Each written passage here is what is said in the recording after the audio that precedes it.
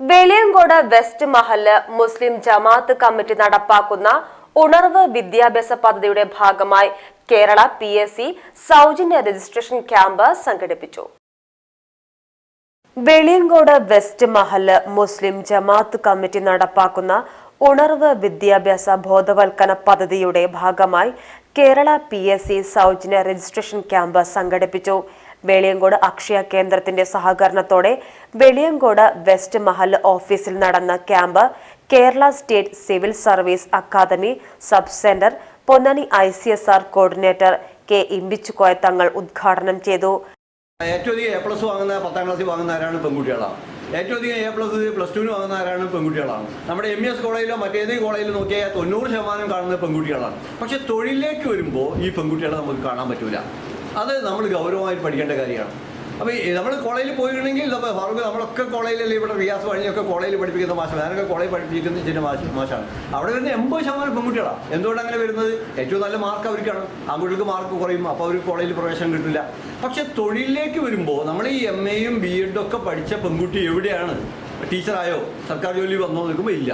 അവരൊക്കെ വീട്ടിൽ ഒതുങ്ങി അടുക്കള അല്ലെങ്കിൽ ഒരു കല്യാണം കഴിഞ്ഞു ഗർഭിണിയായി കുട്ടീനെ നോക്കി അങ്ങനെ ഒതുങ്ങിക്കൂടാ. അതിൽ മാറ്റം വേണമെന്നുള്ളതാണ്. അപ്പോൾ നമ്മളെ സംബന്ധിച്ചുള്ളതാണ് കല്യാണം കഴിഞ്ഞാലും ഗർഭിണി ആയാലും കുട്ടി ഉണ്ടായാലും പഠിക്കാൻ നിങ്ങൾക്ക് താല്പര്യം ഉണ്ടെങ്കിൽ ആ മാറ്റം സമൂഹത്തിൽ ഉണ്ടാവും.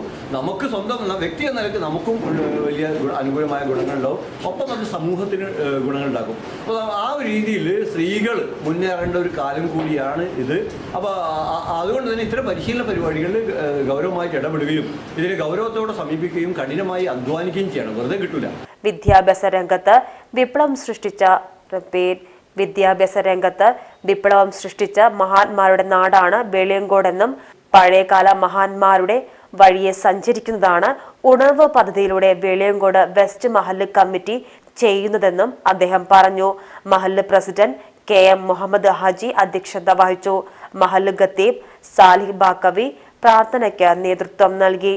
മഹല്ല് general secretary VM Yusuf, senior vice president TH Abdulla Haji, joint സെക്രട്ടറിമാരായ TM ഹംസ, ഫാറൂഖ് വെളിയങ്കോട്, അക്ഷയ സെന്റർ ഉടമ KA യൂനസ് തുടങ്ങിയവർ പങ്കെടുത്ത് സംസാരിച്ചു.